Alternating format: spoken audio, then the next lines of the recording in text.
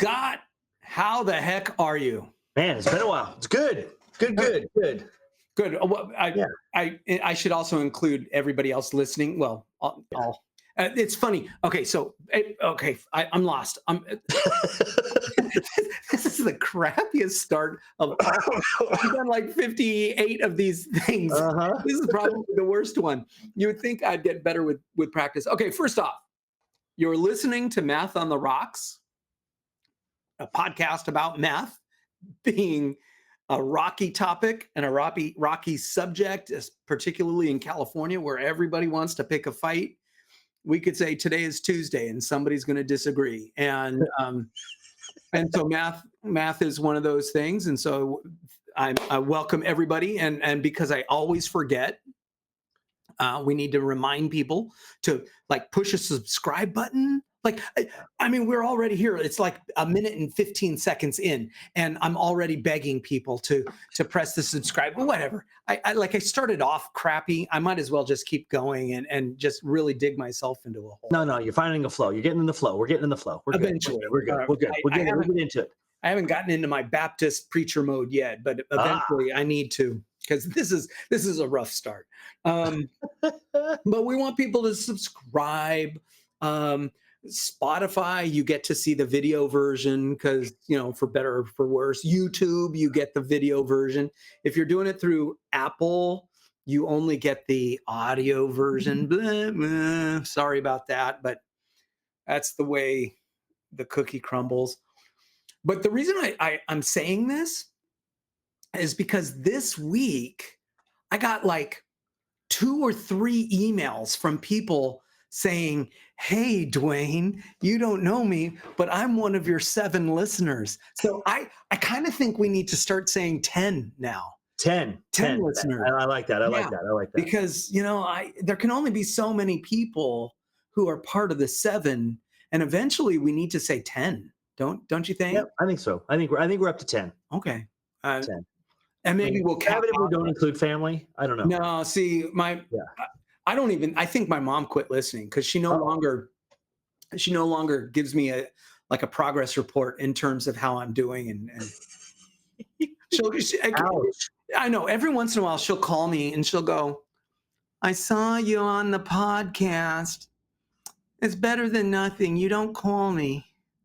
I'm like, I don't even get that anymore. So I think she quits listening, has quit listening to the podcast, but whatever. Ouch. I know it is. Ouch. How are you doing? Scott, actually, I don't care how you're doing. I want to hear how Abby is doing. How is your first year teacher in the family? How are they doing? She is, she's riding the roller coaster, man. There are some days to where she comes home and, "Dad, I made a breakthrough with this kid," or, I had one kid, I'm at the door, I'm fist bumping everybody. And one kid who goes, "Nah." Yeah. But then they they accidentally slipped one day and got her. It's like, yeah, but then she's like all the rest of us, we're kind of getting that, there's the humane side of being a teacher. When you learn, as you get to know the kids better, you learn their stories. Yeah. And while some of them are pretty inane, there's some tragedy out there, and she's doing okay. She's learning, she's learning and growing. But the beautiful thing about it is she's got a great support structure around her. Admin team that is strong and supportive. She's got a mentor teacher who really looks out after her and collaborates with her. It's been really good. So good. But she's on the roller coaster, man. Just like every first year teacher is. And that's got to be one of the hardest. That's a hard year. Yeah, it is. Has she gotten sick yet? No. Dude, my first year, man. Knock on wood. I was exposed to every virus, and there were numerous days. I didn't miss a single day of work. But man, there were several days where I could not wait for the kids to get out of the room so that I could run to the garbage can and just barf. It was miserable. Yeah, no, hopefully she doesn't, because she doesn't have that desk first aid kit for yourself that has Tums in it and aspirin in it, and In fact, I still have a bag right here next to me. yeah. This same bag. It's probably, I've had it for 15 years, probably the same bottle of aspirin. I'll probably die if I ever take them because, they've gotten. I think the best thing she's got going for her, she's got a strong support group. She commutes with one of her college friends. They both signed in the district at the same time. So she and Meg get a chance to debrief or gear up, gear down on their mornings that they commute together, and then which is great because they've got a little bit of a drive. Yeah. Plus, they've got another larger social group of. They all went to credential program together. They're still fairly tight. There's still 4 or 5 of them, even though they're starting to move around the country. Even one of her friends has moved out to Georgia, but they still keep in check. They've still got a group chat going on. Then they got some extended people beyond that group. So, and they'll get together, once or twice a month, if not more, Right. Just to check in on each other. So she has an excellent support structure, which is wonderful. Teachers need to be able to work with one another and support each other and share ideas and commiserate. And, like I remember, I guess I didn't notice it at the time, but when I was younger, I started teaching literally when I was 20. I was just about to turn 22 when I started teaching. So I was 21 for like weeks, but I was young and I didn't know it at the time, but that meant I was able to hang out with teachers. Like I didn't have any responsibilities on my end. I didn't have kids. I didn't have to mow a lawn. I didn't have a spouse. So it was easy for me to connect with teachers because hey, Duane, we're going to grab a beer. You want to come? And it's like, yeah, done. And then I'm out there learning from those teachers, and I never missed an opportunity, but I didn't know it at the time. It was because I was so darn young and I had no responsibilities.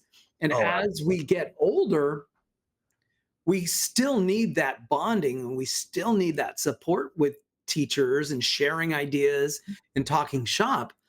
But it gets harder because now you have kids and you have a yard to mow and you have a spouse. And that's why you and I are doing this stupid podcast with 10 people now. 10 people for 10 people. Well, because, we still need it. I've been. I remember way back when this guy comes into his county office of ed, bright-eyed, bushy-tailed, coming out of the Bay Area, ready to light the world on fire. I had to temper his hey, it's Central Valley, take it down a bit, but pretty much. And honestly, that's the one thing I miss the most. I miss this. We don't have enough of this. Needed more of this when we were, being able to work together at the county offices. And that was important. Indeed. That was really important to me. Now, another place where teachers can get together. Conference. Absolutely. We got one coming up, don't we? California Math Council South. Yep. The Palm Springs Extravaganza. It's an event, man. It's going to happen. It's an event. We're doing 3 sessions of Math on the Rocks recorded live. So that means today is Tuesday, the 28th. That means I'm going to try and edit this and publish it by tomorrow. I'm going to do it. I'm going to publish it. Yeah, we even got where is it here? I'm on the website here. I'm trying to find it. You're on the website. Yeah. So we'll put this in the show notes. We need people to register. Evidently I'm not going to be there. What do you mean? I'm not. Join Math on the Rocks for live recording. Duane and Cole. Nobody. Wait. Oh, I think my name's in white font. Probably that's what it is. It's in white font. Can't see it. Take a picture of it. Oh man, I am. Text it to Aaron. I gotta text Aaron. Yeah. Aaron, gotta fix this. Ellingson with 2 L's. Right? Do it. Yeah. I'll see. I'm gonna get to make sure we're on the podcast in it too. Oh, there you go. Yeah. Tell her she's now famous because we are capturing her live on this podcast. So while you're doing that, we need people. We want people to, math, first off, math is most fun when it's done in community. Learning new stuff is best when it's in community. How often do you get to hang out with 3,000 other mathematicians Yeah. who aren't going to say, "What? You teach math? Oh, gross." Like everywhere I go, if I'm in a community event or a social gathering, what do you do, Duane? I teach math. Oh, I hated math. For once, I think people should register to go to CMC South in Palm Springs. First off, it's beautiful, great location. It's Yep. not crowded. There's going to be a lot of people, but it won't be crowded. And Phenomenal then, weather this time of year. yeah, it's phenomenal. And then, and go and hang out with a community where nobody is going to say, "Oh, you teach math? Oh, that's gross. I hated math." It's a place of safety for us to talk and learn, and that's just the way it should be.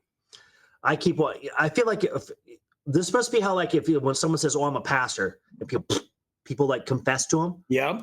because you say, "I'm a math teacher." "Oh, I'm not good at math." Like, and I want to come up with some response back, like, I don't know, say the Pythagorean theorem, plus minus, say the Pythagorean theorem 8 times,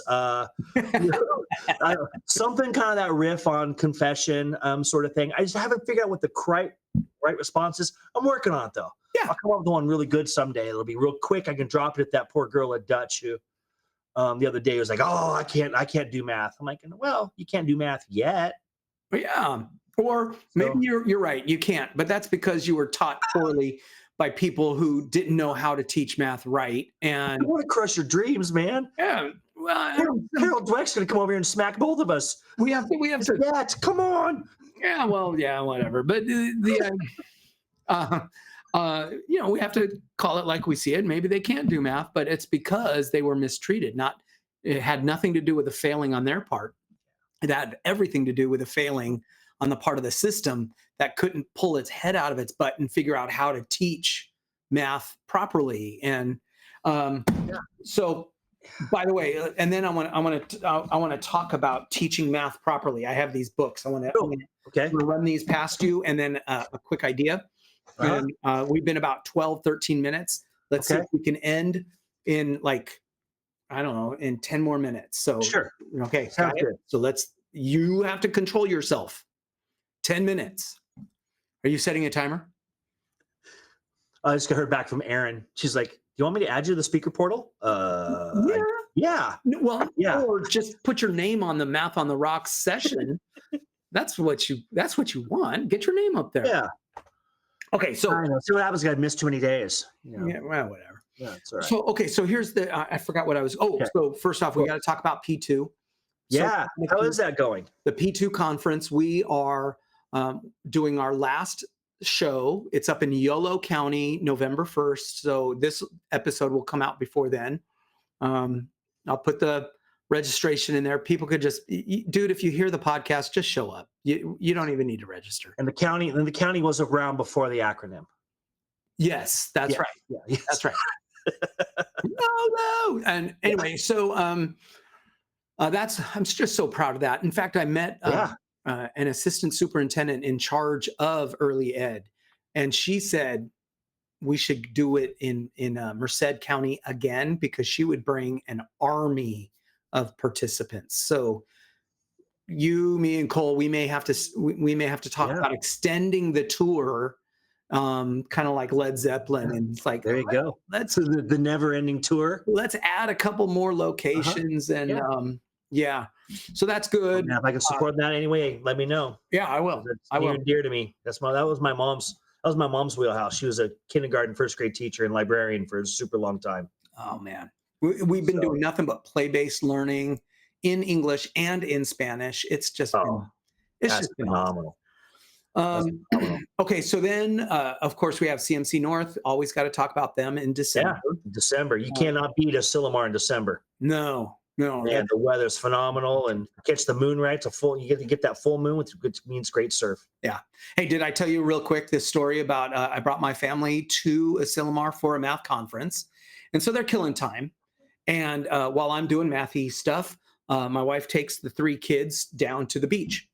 And as they're walking across the street to get to the beach, they kind of can see the beach kind of out there in the distance a little bit. my middle kid, Donovan, says, "Hey, Mom, I see a rock." And he goes, "Jaden, let's go." And they run to climb on this rock. And so my wife is like, "Okay, climb on the rock. That's kind of cool." And so as she and my oldest finally get closer to the rock, she hears Donovan saying, "Oh, this rock is kind of squishy." It was a beached whale. It was No. it was a dead whale they were on. They were just standing on a big old dead whale. And so my wife went, yeah, that rock is squishy because it's a dead whale." Why don't you hop down and get some hand sanitizer? Come here. She's a science teacher, so she's like, "Yeah, that's okay. How does That's it feel?" phenomenal. Oh my goodness. Yeah, so that is one of the benefits of North too. Is I mean, if even any of these conferences, they're great destinations for even families. oh yeah, yeah. And then Bakersfield in March, we're kicking butt. Registration's open. You're close to Magic Mountain. Yeah. Yeah. And but we've never had our registration open this early in the year. It's open. We want people to start registering for Yes. CMC Central in Bakersfield. It is the premier symposium with game night. Oh, unbeatable game night. Yep. Unbeatable. Unmatchable. They're trying. I They're trying hear to duplicate it, but unmatched. vendors still talk to me about how good game night is and how much they enjoy it. So Who are our keynotes again? yeah, that's a good question. Oh. I don't know. I don't remember. Oh, I do. No. I know. Dan Meyer Okay. and Peter Liljedahl with Albert Vialta. I think. Yalta, yeah. Yeah. Oh my God, we got Howie back? Howie's coming. Yeah. We got and Nice. we got the best round of speakers this year. Our flyer is really only showing the kind of like the big people, not let alone the other 40 people who are going to be speaking. But we got a good group of speakers this year. I'm kind of proud of it. Okay, so we got let's go about 5 more minutes. Okay, what you got? So this is the unscripted part of the show where Duane just surprises me. Yeah, okay. And it's going to be a softball because I'm going to do most of the. But so Joe Bowler put out a little newsletter. She does her Youcubed newsletter, and she had a thing. I'm going to call it a white paper. She wrote a paper with a bunch of other math educators. Notably, one of them listed was Peter Liljedahl. All right. And in it, she was talking about this need for pedagogical variety. Okay. And you don't exactly know what that means yet, but she's saying, hey guys, we can't think and reduce math to only standing at a white book with 2 other kids grouped through visibly random grouping and a vertical non-permanent surface. Like that cannot be the sole definition of what it means to be doing math in a math class. Okay. And so she was saying we need pedagogical variety. So if all you do is BTC every day, you're not doing pedagogical variety. You are doing BTC every day. That's like eating rice and teriyaki every day. That's great. It's wonderful, but it's not going to give you everything you need. And it's also going to mislead you into thinking math, this is all that there is, right? Mm-hmm. And so I'm so like that man that was speaking to my heart because I'm like, so when kids are in music class at school, middle school, elementary, middle school, high school, they're kind of doing exactly what the professionals do. They're all sitting in the orchestra. The flutes are over here. The clarinets are over here. The trombones are way in the back. The drummers are way over there. And it looks just like a symphony. It sounds crappy because they're 5th graders. Joyful noise. Absolutely. But fundamentally, they kind of look like they're mirroring or mimicking exactly what the professionals do. And if we think about soccer or PE, what is PE? Well, PE is like, hey, guys, this is the basketball unit, and we're going to play basketball. And what do the kids do?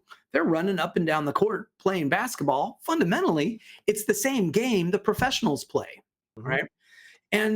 But we can't say that with math, No. because in math, the kids, they sit and they listen to stuff and then they practice stuff. But real life mathematicians, sometimes they're working together at the board, at the whiteboard back here.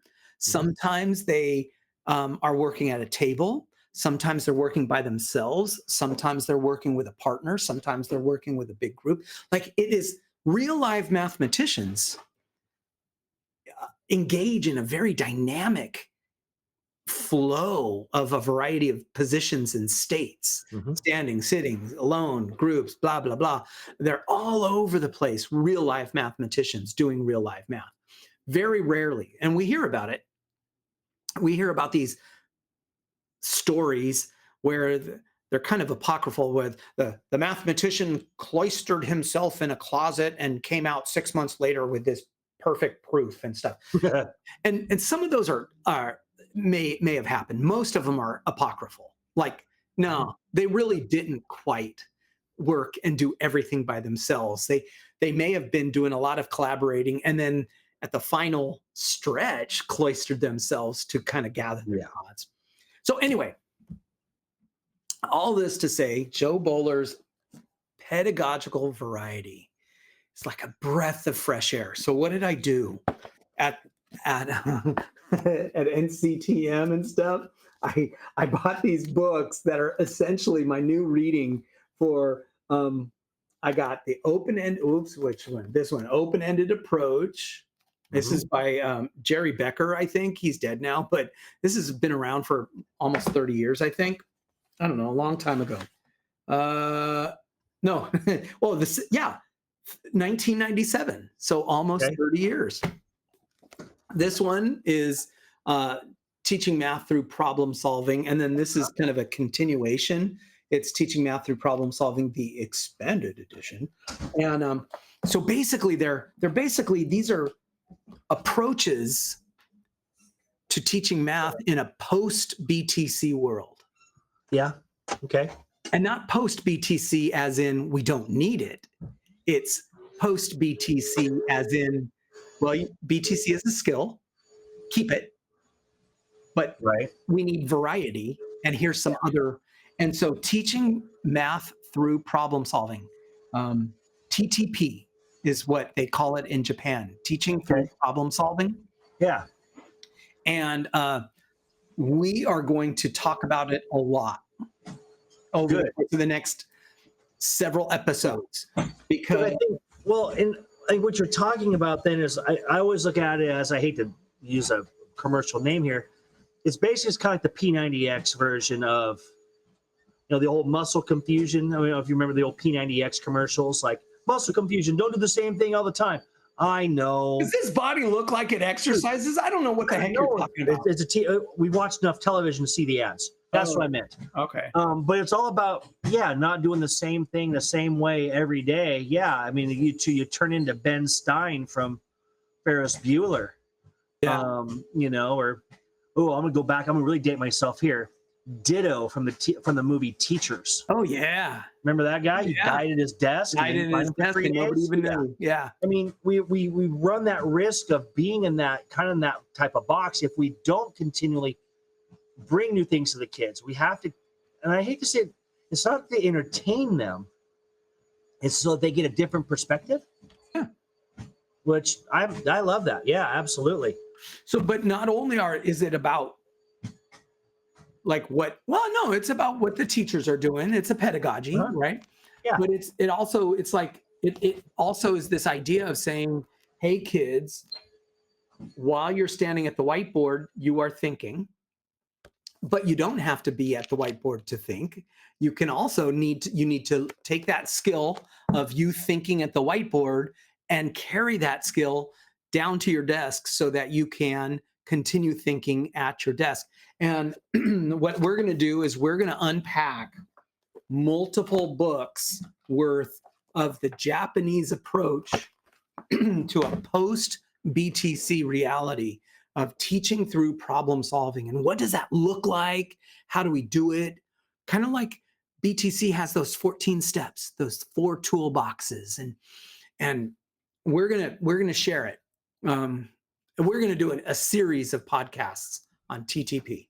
Yeah, because I can already see where we can go into some stuff that's been done in the past. I think that still has great value.